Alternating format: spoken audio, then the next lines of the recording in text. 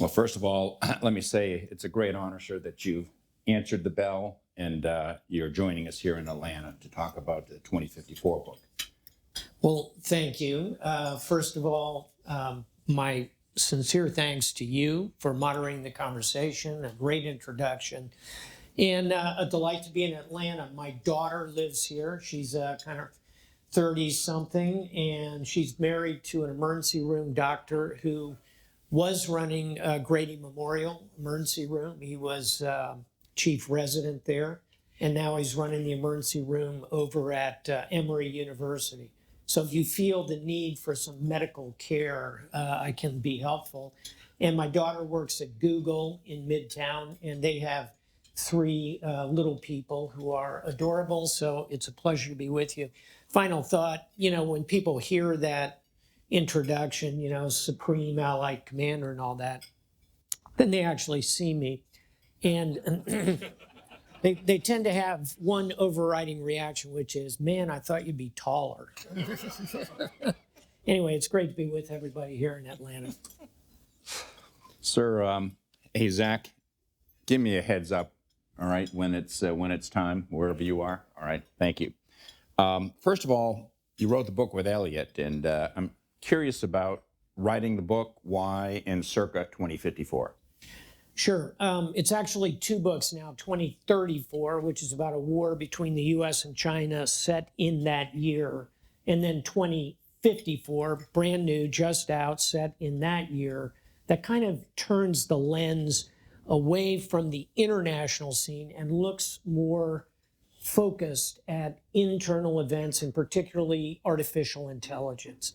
So the idea of both books, sometimes people say to me, okay, so you're predicting what's going to happen in 2034 or writing predictive fiction about 2054. No. Both books are cautionary tales. They're designed to challenge the reader to think about the consequences of a war between the U.S. and China in the year 2034. And I assure you, it's not Tom Clancy. This is not good guys, bad guys, good guys win in the end in the last 15 minutes. 2034 is a very realistic look at the consequence of war. To the degree there's a villain in the book, it's war itself. So continuing that theme, 2054, as we all kind of examine where artificial intelligence is taking us, and the Admiral is deeply involved in AI, as am I. And artificial intelligence could be a wonderful thing. I hope it will be. I kind of think it might be.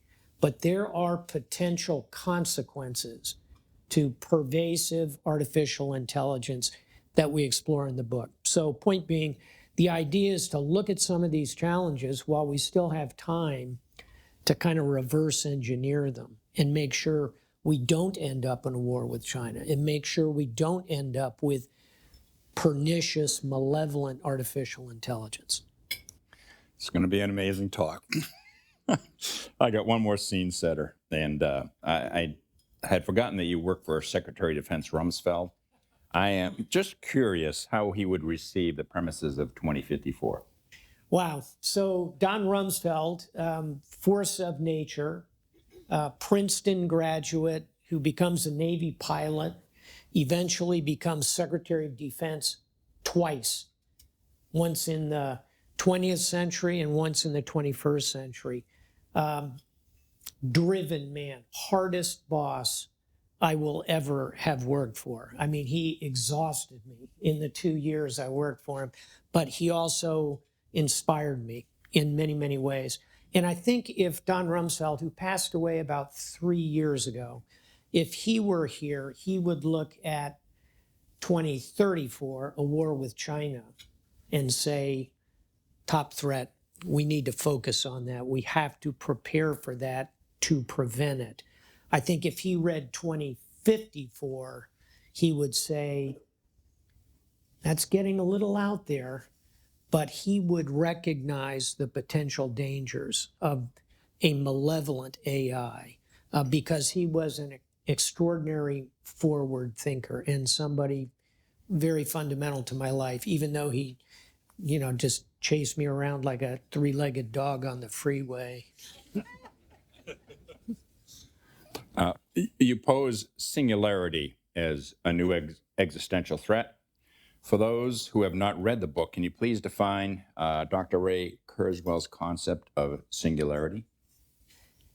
Yeah, so about 10 years ago, I read a book called The Singularity is Near. It was by a futurist, someone named Ray Kurzweil, scientist, neurospecialist, and the book really stuck with me. The singularity that he talks about in his book 10 years ago is the merger between human biology, our physical being, and technology. And the simplest way to explain it is when the singularity arrives, your personality, your memories, your individual preferences, everything that makes you a person will be able to be uploaded onto a chip. Therefore, you could become immortal at that point. And whether or not we hit the point of connecting that with a physical form, we don't know. But I assure you, by mid-century, that idea of the singularity, the merger between what is biologic and what is technologic will have arrived. It's not here yet, but Elon Musk 3 weeks ago was talking about brain implants that permit instantaneous translation of languages. I think that's probably 10 years out. By mid-century, things will be very different. That's the singularity in a nutshell.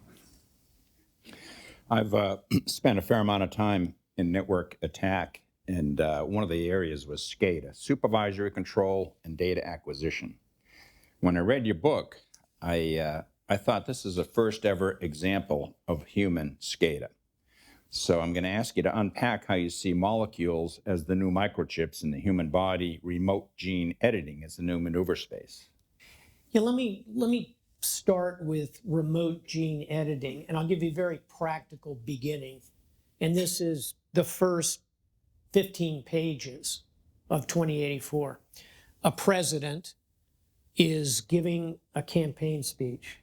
He's not a Republican or a Democrat. Those parties have gone away. His new party is called the Dreamer Party. He has now been in office for 10 years. He's on his third term.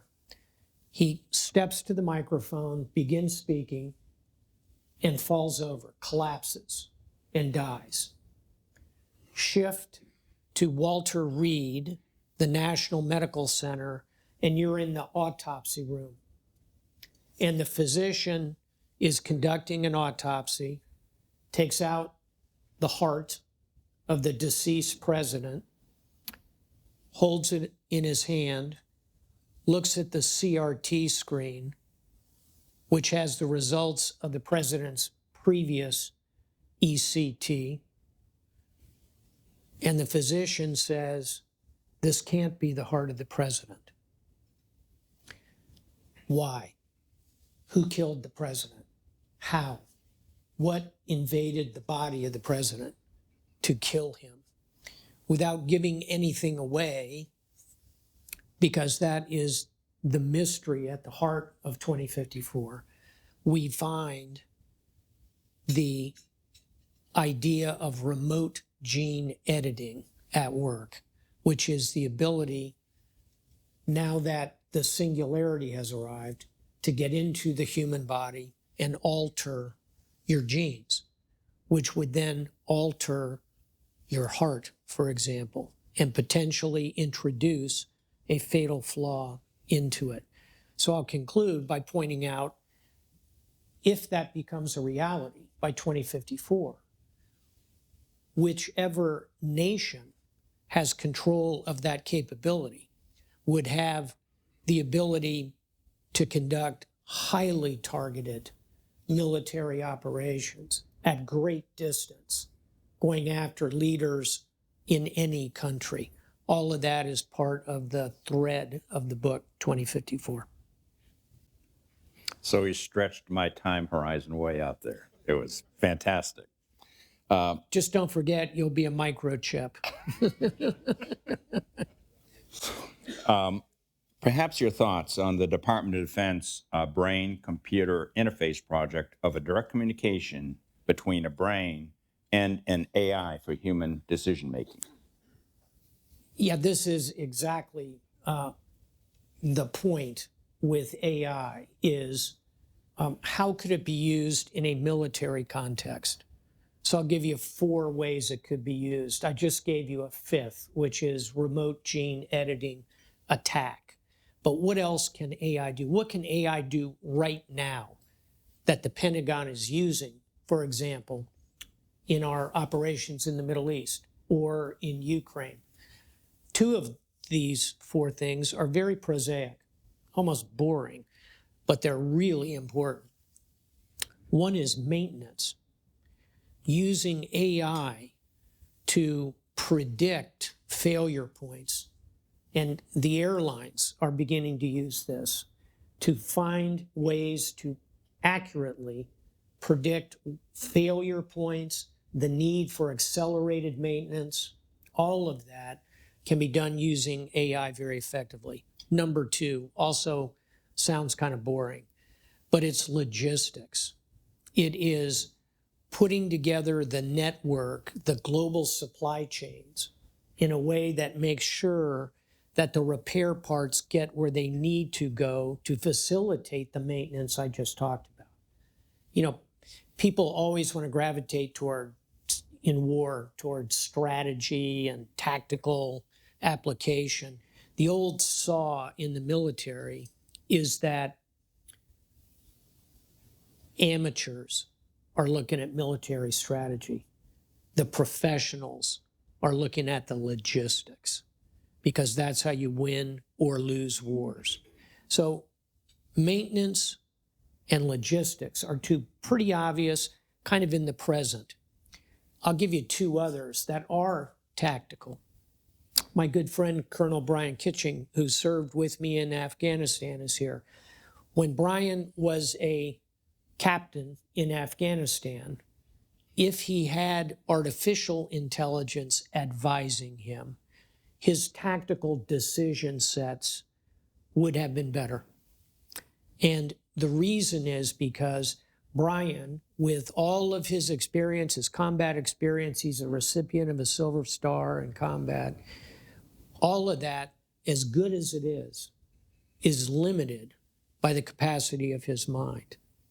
With an AI advising him tactically, the AI would have been able and would have looked at every tactical engagement in the course of 10 years in Afghanistan, and done so in less time than me snapping my finger. And pulling from that data and parsing it, an AI could have said to then Captain Kitchen, hey, you need to put 2 more infantry around the left flank behind that wadi. Otherwise, the Taliban are going to show up behind you.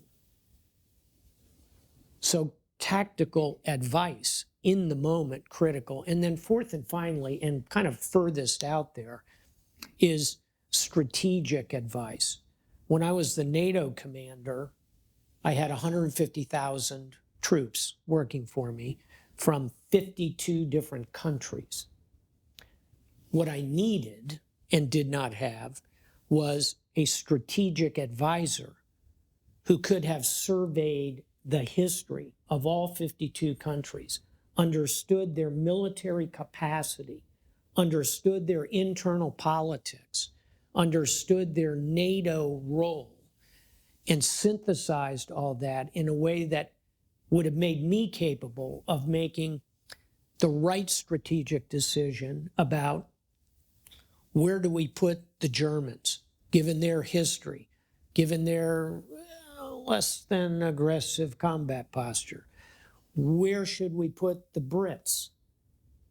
Fighters. Where do we put the Australians? Even better fighters. Where do we put the Poles? Kind of in the middle. The point is, Bob, AI can touch all of those things, and at this moment is just beginning in its primitive way to provide data that could have said to Admiral Wright when he was Deputy Commander of Second Fleet, hey, you ought to keep a second destroyer off the coast of Greenland, in between Greenland and Iceland, and would have known why, and would have parsed the history of every ship movement for 200 years to give you that advice. That's all coming. And final thought, what will be extraordinary and powerful by mid-century, and that's the heart of your question, is it won't be like this water bottle being an AI, kind of like talking to me. The chip will be there. It'll be part of my thought process. And that sounds, I know that sounds so far out there. It's not. The singularity is coming. Nuclear arms define the last century.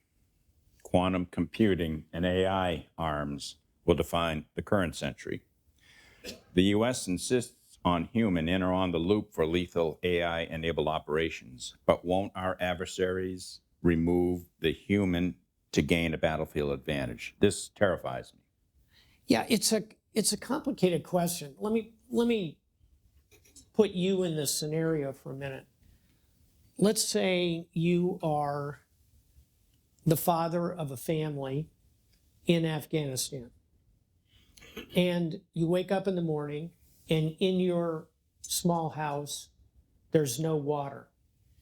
And so you have to get water, a good quantity of water for your wife and your children in your small house. So you get in your beat up old car and you drive to a place where you can get some water. You fill it into some big jerry cans. You load those in the back of your beat up sedan. And now you're driving back. This is Kabul 3 summers ago. This is a true story. As you are driving back and pulling up at your house, getting the big jerry cans of water out, an MQ-9 Reaper fires 2 missiles, kills you, wounds your wife, kills 2 of your 5 children. There was a person in that loop. The person in that loop made the decision to take that shot.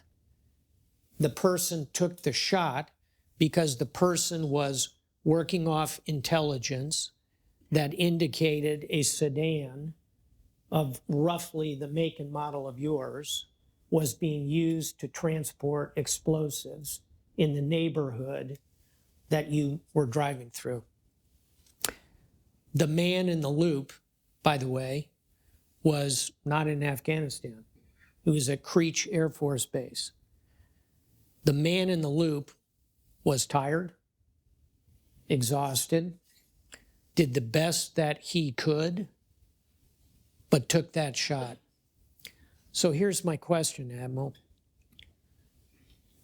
If you were the driver of that vehicle, are you sure you want that tired, failable person in the loop? I'm not so sure. I don't know the answer, but if it were me and my family, maybe I would rather have an artificial intelligence that could have looked in 1,000 similar scenarios that was inexhaustible. AI doesn't get tired. AI doesn't make mistakes based on exhaustion. They may make other kinds of mistakes. So here's the point. we're not yet at the point where we can determine whether we want to flip the keys to lethal decisions to AI or not. But I believe in 10 years and a bit, I think you would be well served having AI. Now, having said all that, yeah, our instinct is always keep a person in the loop and let the person filter the AI information. That's the comfortable position right now. What's coming is an AI that is so far superior. And you don't need to use war as an analog.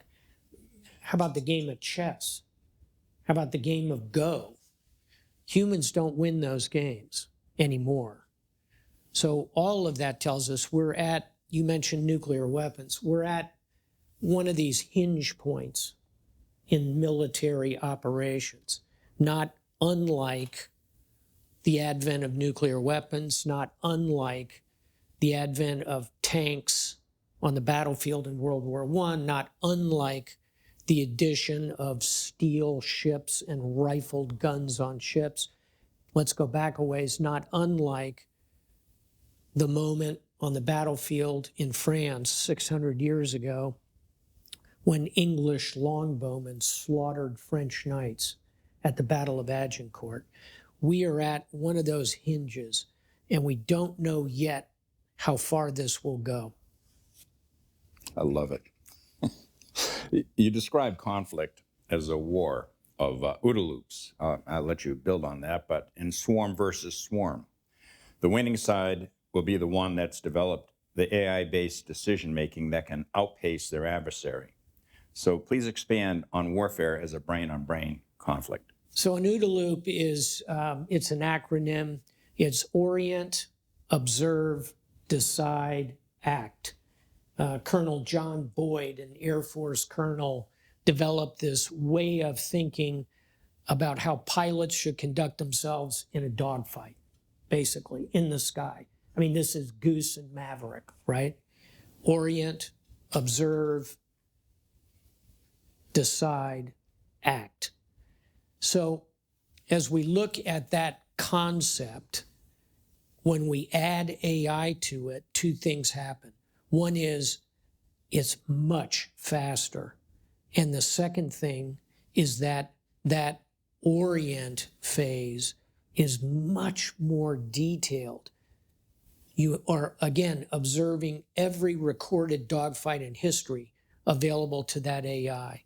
So when you think about how war unfolds, not just in the sky, but on the sea and the land, that OODA loop is having gasoline poured on it and a flame attached to it.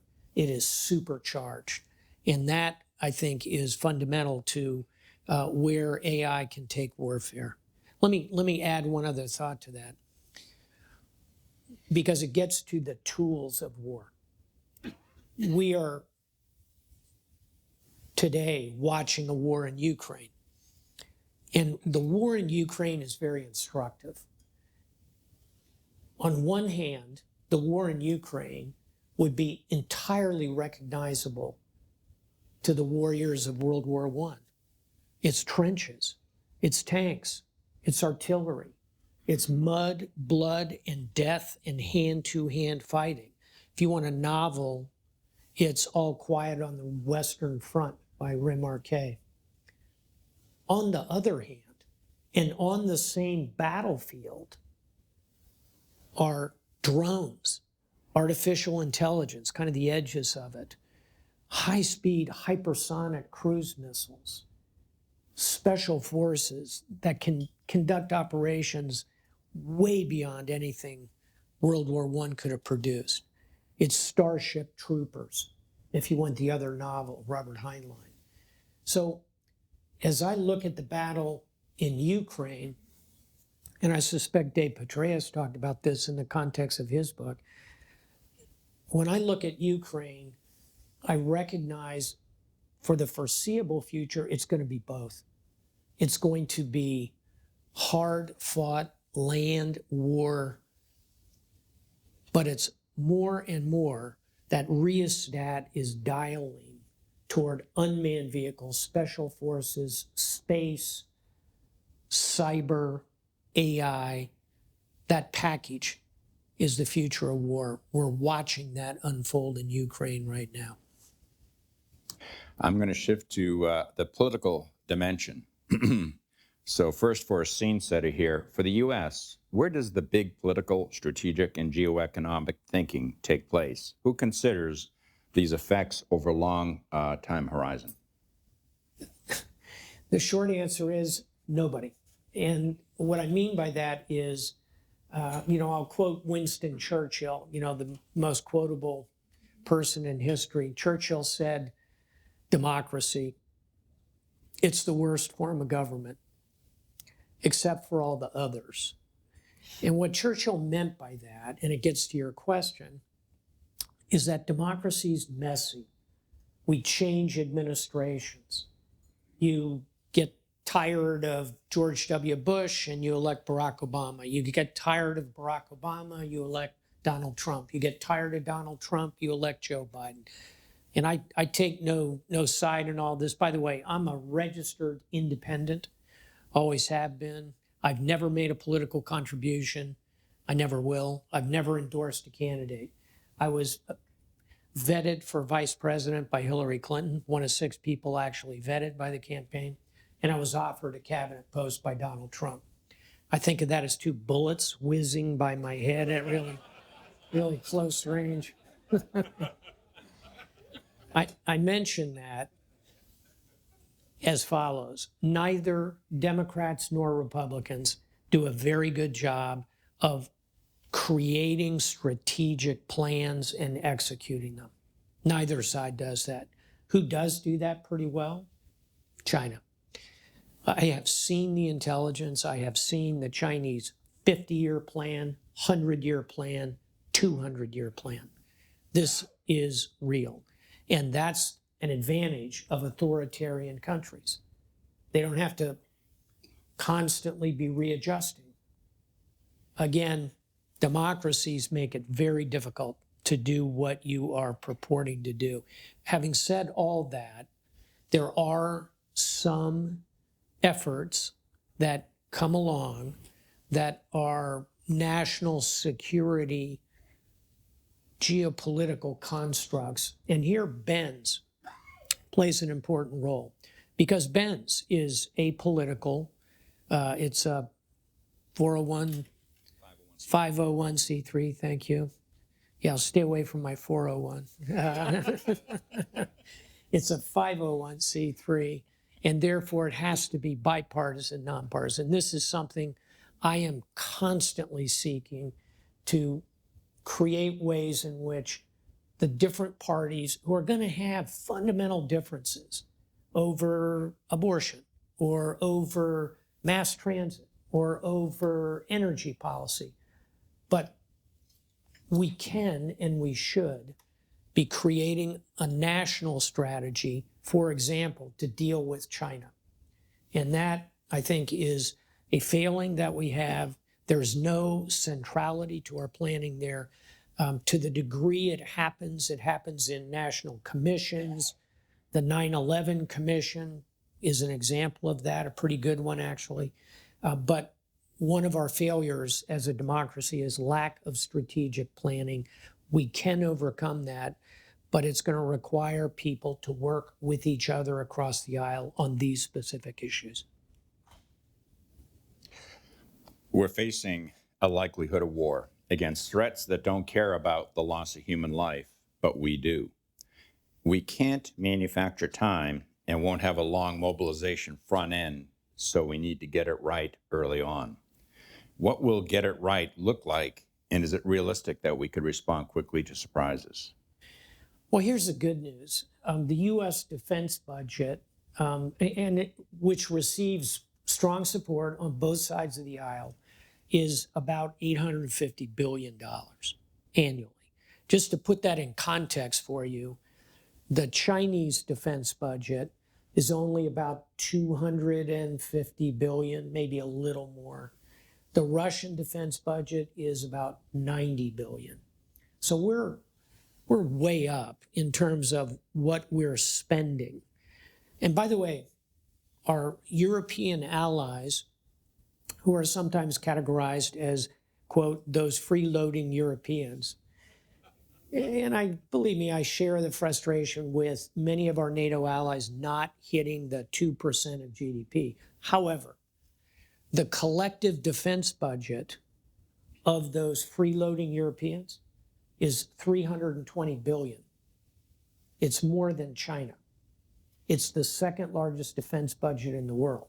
So, point being, over here on Team Democracy, US, NATO allies in Europe, Japan, by the way, is about to have the third largest defense budget in the world. Japan. All of that is good for democracies. But over here, we ought to be concerned about the way in which these authoritarian states, your point, have no scruples, are willing to come at us in every different way, are willing to kidnap our citizens and effectively hold them for ransoms, are willing to shove hundreds of thousands of their citizens, here I speak of Russia, into a front line where they're ground up like hamburgers. That's a challenge. So what Wright looks like, no pun intended, Admiral Wright, what Wright looks like about 6'2" and a potential donor of hair to me. What Wright looks like is defense spending about where it is for the country, about 850 billion, feels about right to me. It's only 3% of our GDP, maybe a tad more. Wright looks like leveraging the Europeans. They've got decent militaries. They're not the match of ours at all, but leveraging them and encouraging them to buy and train in ways that complement us. Wright looks like continuing to be a moral force, to do the right thing, to not commit war crimes. When we make a mistake on the battlefield, admit it and move forward. Wright looks like all volunteer force. I'm not in favor of a national draft. We can do this if we motivate and incentivize, and the veterans in this room, I think, are an example of young men and women who are willing to stand and defend their country. And it's challenging in today's recruiting environment. Wright looks like incentivizing that. And then finally, Wright looks like leveraging these new and emerging technologies, cyber, AI, space, our special forces, fusing all that in ways that ensure we maintain our military capability. That's what Wright looks like. I think we are still in a position to maintain that today. That's a great answer. I have one more, okay. And this brings you down to the deck plates of our society. Is our national social will to fight compromised? What does the future look like if the U.S. is no longer a superpower? Those are two different questions. Let me start with the first one, which I get a lot, which is, are Americans capable of standing behind their country collectively? I think the answer is yes. And again, I look around this room at the veterans. I look at young men and women who are volunteering. And yeah, recruiting is down a little bit. I think that is more a reflection of a very low unemployment rate, frankly, and the competition out there. But I spent my last 20 years in uniform around these millennials and their follow-on generations. And I think they are quite capable of continuing on. I remain optimistic about America, and you should too. And despite all the political noise, our advantages are extraordinary. We're this continental-sized power. We produce more energy than any other country in the world. We have hubs of innovation, Route 128 around Boston, Silicon Valley, Austin, Texas, Miami, Florida is emerging as a top innovation hub. We have abundant fresh water, arable land, so many advantages, including massive oceans on both sides of us, benign neighbors to north and south. And we're a democracy. And again, for all the political back and forth, democracy is the right answer. And so my comment about where the country is and will people continue to fight for this country if necessary is don't bet against us. Don't ever bet against this country. In terms of what would the world look like if the United States ceased to be a superpower, I find that incomprehensible. I don't see a path where America just dissolves into a fetal ball and comes back to America and checks out of the world. But if we did, it would be a mistake. It would be a mistake for the United States to become isolationist. And by the way, that's not a theoretical answer I'm giving you. We tried that. We did that 100 years ago. After World War I, the United States, kind of disgusted with Europe, oblivious to the Pacific, we brought all our troops home. We rejected the League of Nations, the predecessor to the United Nations. We erected massive tariff barriers, Google Hawley Smoot tariffs, because we thought, it's okay. We can grow it here. We can manufacture it here. We can educate ourselves. We got big oceans. We don't need the world. That's what we did in the 1920s, about 100 years ago. How'd that work out? Well, you can drop a plumb line to the rise of fascism in Europe and to the rise of Japanese imperial militancy in Asia. And by 1941, we were the ones attacked at Pearl Harbor. And oh, by the way, Hitler declared war on us. So both Germany and Japan, after we'd ignored the situation because we were quite confident with our isolationism, attacked us.